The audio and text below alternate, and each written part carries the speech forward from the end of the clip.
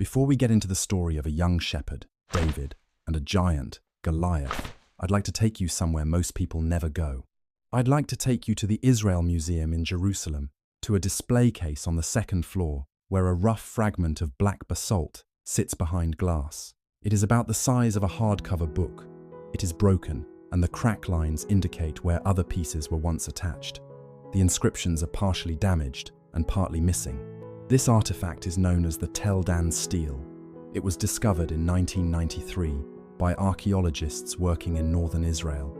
For the past 30 years, it has been one of the most hotly debated objects in biblical archaeology. Here's why. An Aramaic inscription from the 9th century BC depicts a foreign king bragging about his military victories on this shattered stone fragment. He names the rulers he has conquered, and among them is a phrase carved by an enemy with no reason to believe the biblical account, which scholars transliterate as Beit WD, the House of David.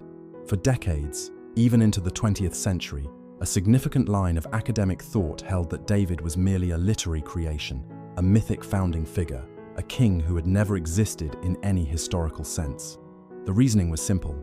There was no independent, non-biblical evidence that he existed. The evidence is provided by the Tel Dan stele. It is an enemy monarch referring to the House of David on a stone written about a century after David's lifetime, the same kind of dynastic label you would use for House of Windsor or House of Habsburg.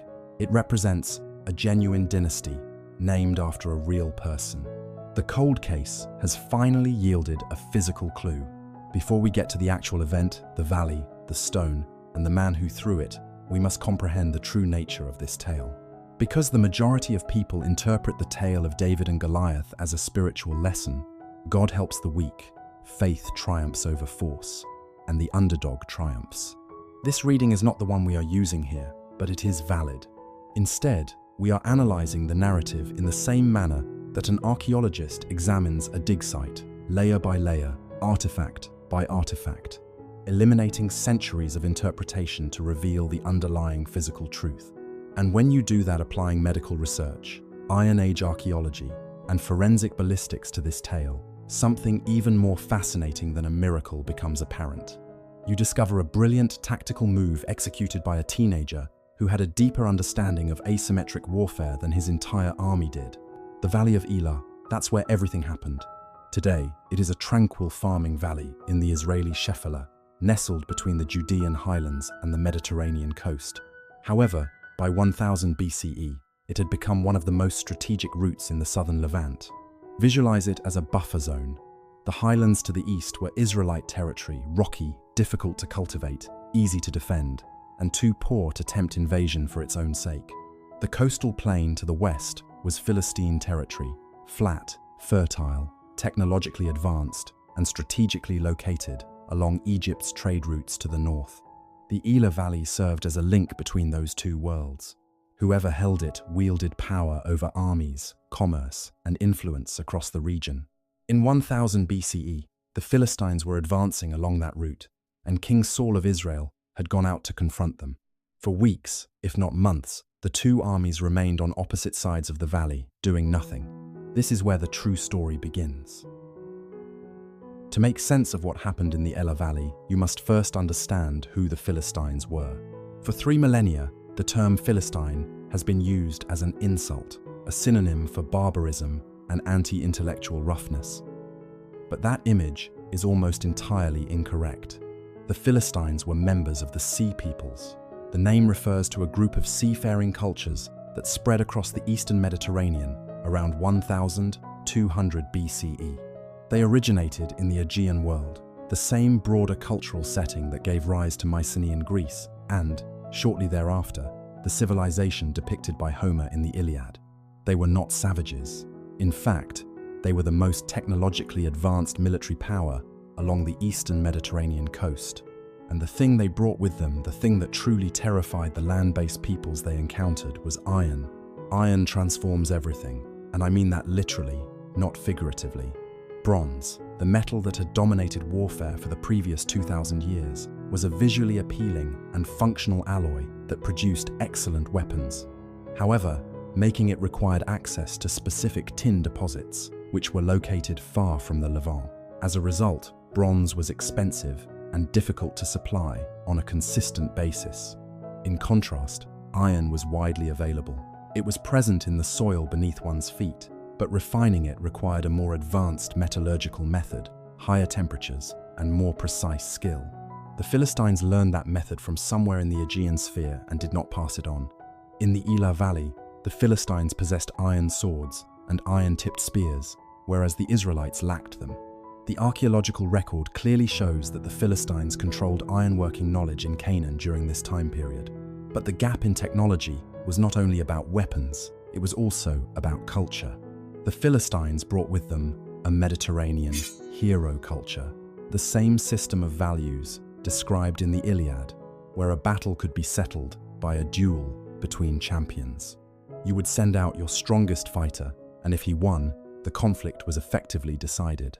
This was a specific military custom, and it was truly practiced in the ancient Mediterranean world. Goliath was not merely a large man wearing armor. He was a trained champion, a specialist in one-on-one combat, raised, prepared, and outfitted for that exact role. It was his profession. He had likely done it before. Each morning, when he challenged the Israelite army, it was not just for show. It was a serious military proposition. King Saul, however, was working within a very different military tradition and had no one prepared to answer the challenge. This is why Saul was unable to act. It wasn't a lack of courage. According to the accounts, he was a physically strong and capable warrior. The real issue was that he was a Bronze Age leader confronted with an Iron Age threat in the form of military customs he did not fully understand. He knew he couldn't defeat Goliath in direct combat. His commanders were aware of this. Every morning, the entire army watched the Philistine giant descend into the valley and then return to camp, with no volunteer stepping forward, not because they were afraid, but because they knew what would happen. Saul didn't need a conventional hero. He needed someone who operated completely outside of the norm. David wasn't a warrior, he was a shepherd. He had spent his working years in the Judean highlands, protecting his father's flock from predators like lions, bears, and the occasional creature larger, stronger, and faster than him. Every shepherd in the ancient Levant carried a sling, not as a pastime, not as a backup plan. It was a primary tool, a weapon used from a safe distance before a danger approached and became lethal. It was technology that enabled a young man alone in the highlands to defend himself against animals capable of killing him. He wasn't there to fight, he was there to handle logistics. He was a delivery boy, delivering grain and cheese to his brothers. He did not share their fear because he was not a member of the military institution. While the soldiers saw an unbeatable monster, David saw a man insulting his culture. He didn't ask if the giant could be killed. He asked why he was still alive. David willingly offered his assistance. Saul believed it was a suicide mission. However, David presented a non-traditional resume. He told Saul about the lion and bear. David was a modern-day predator defense specialist. To David, Goliath was just another predator, larger but slower rather than a soldier. David looked at Goliath and, for the first time in the story, asked the appropriate question. Not, how do I survive a one-on-one fight with this man? But why would I ever let this become a one-on-one fight? Let's talk about the sling. When most people hear the word, they picture a slingshot, the Y-shaped toy with rubber bands that children use. But that is not what David used. A shepherd's sling is an entirely different weapon, operating on completely different physics. This is how it functions. It has two leather cords, each roughly 60 centimeters in length, attached to a leather pouch. A stone, generally weighing 200 to 400 grams, is placed in the pouch. The sling is then swung in a circular path, generating speed in a plane, perpendicular to the body. An experienced person can produce about 6 to 7 rotations per second. At the moment of release, one cord is let go, and the stone is launched. This weapon has been thoroughly examined by forensic ballistics researchers, and the results defy popular belief. At roughly 35 meters per second, a 200-gram stone fired from a shepherd's sling at 6 spins per second leaves the pouch. That is faster than tossing a baseball by hand.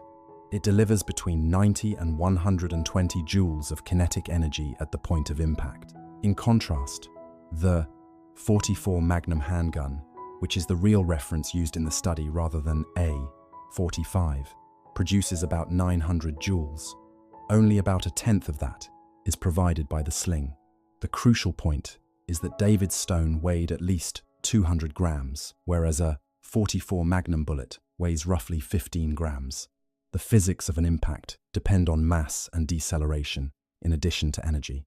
A very clear pattern of damage is produced when a 200-gram object strikes a skull at 35 meters per second. Let us now focus on the target. Since the 1960s, academic literature has discussed a medical explanation for Goliath, which was later most thoroughly developed by a doctor named Federico Alfaro. The explanation involves acromegaly, a medical condition. Acromegaly is a hormonal condition caused by a benign tumor on the pituitary gland. This gland then secretes too much growth hormone. The consequences include unusually large height and body size, continued growth beyond normal developmental stages, and, most importantly, a tumor located right next to the optic nerves. Now, reread the source text with this information in mind. Goliath required a shield bearer to lead him to the front of the formation, which was unusual. Professional warriors typically do not need someone to lead them to the front of a battle line. A shield bearer typically walks behind a champion, protecting him as they approach, but the text describes the shield bearer walking in front and leading the way. This reads like a visual representation of a man with impaired vision being led to a location where he can operate. When David approaches, Goliath's first words in the source text are basically, "Come closer." He can't see what's approaching him from a distance. And so he asks David to come closer so he can see him. We need to slow things down. David runs toward Goliath, as stated in the text. He runs, which means he is closing the distance quickly, indicating that the shot window is opening. Goliath is a heavy infantryman intended for close combat. He is moving forward. His armor protects his torso and legs. His helmet covers his entire skull, except for his face. David releases the stone. The stone strikes the exposed part of the forehead, just below the helmet line and above the frontal lobe. This is the most vulnerable anatomical location. The forehead bone measures only 6 to 7 millimeters thick, making it thinner than the back or crown of the skull. A 200-gram limestone projectile traveling at 35 meters per second and striking 6 to 7 millimeters of bone at that location results in an outcome that requires no miracle to explain. It would result in a knockout. It is likely to fracture the orbit, the bone above the eye. It may also cause a subdural hematoma. Goliath falls and does not rise again. David did not simply bring a weapon to the fight. He had brought the appropriate weapon for that exact target, at that exact distance, and aimed at that exact weakness. This was not a chance. It was the application of a specific skill set to a problem that everyone else had approached with the incorrect tool. This is the section of David's story that most people skip over in order to get to the poetry, scandals, and complicated later years. After the valley, David did not retreat to the highlands to compose psalms. Instead, he became a political strategist, military leader, fugitive, and mercenary, spending years working within the intricate power network of the late Bronze and early Iron Age Levant before becoming king. By the time he took the throne, he was one of the region's most experienced political leaders. He had served in Saul's court, fled it, led his own fighting band, worked as a vassal of the Philistines, and oversaw the shifting loyalties of several Israelite tribes. He understood power from within, which is why, once crowned king, he did more than just rule. He built. The excavation at Kirbet Kiyafa, a fortress in the Elah Valley, with a view that extends directly to the site of David and Goliath's encounter, is one of the most important archaeological discoveries for understanding the early Israelite monarchy. The site dates from around 1000 BCE, which is exactly the time period associated with David's reign. The excavation did not uncover a tribal leader's encampment or a simple pastoral society's habitation. Instead, it points to a well-organized urban system, casemate walls, a gate complex that appears to have been designed by professional architects, domestic structures with a standard layout, an important administrative building, and storage facilities that indicate taxation and redistribution. It was not a tribal camp, it was the state, At the same time that David is said to be establishing his kingdom in the Bible, someone established an organized, tax-collecting, architecturally advanced administrative center in the Elah Valley. In this case, archaeology and text both appear to support the same conclusion. This is the lesson. It's not just about believing. It is not just about divine intervention. Even when those elements are removed from the story, what remains is still astonishing. What remains is a young man who, while others were paralyzed, asked a different question. Not the question the audience was asking. How do I win a battle I can't possibly win? But what are the true dimensions of this challenge? What does this target actually require? What tools do I already have at hand? Goliaths have fallen throughout history, not because they lacked strength, but because they were too massive, too victorious, and too accustomed to imposing their own rules to adjust when the game changed. They grew too heavy to shift, too stiff to reply. They were too focused on the rules they had established to notice the person just beyond them, slinging a stone. The historical record leaves no doubt that David was an imperfect man. He was deeply flawed, so much so that the later part of his story is among the most honest accounts of human failure in the historical writings we possess. He was a fighter, a writer of poetry, a political schemer, and a person who could display both extraordinary loyalty and devastating betrayal. Yet his journey began when he stood in a valley, examined a challenge that had brought an army to a halt, and did not see a monster. He saw a target. And the lesson his story raises for us is not religious at all. It is practical. What Goliath in your life is actually just a target moving slowly? What problem have you been treating like an impossible fight because you keep trying to beat it on someone else's ground? What tool do you already carry, the one you use automatically every day? The one that seems too small for a challenge this large that may actually be the proper weapon? David was 17 years old when he asked that question in the Valley of Elah. The valley is still there. The creek bed still contains smooth stones. 3 millennia later, the question still stands.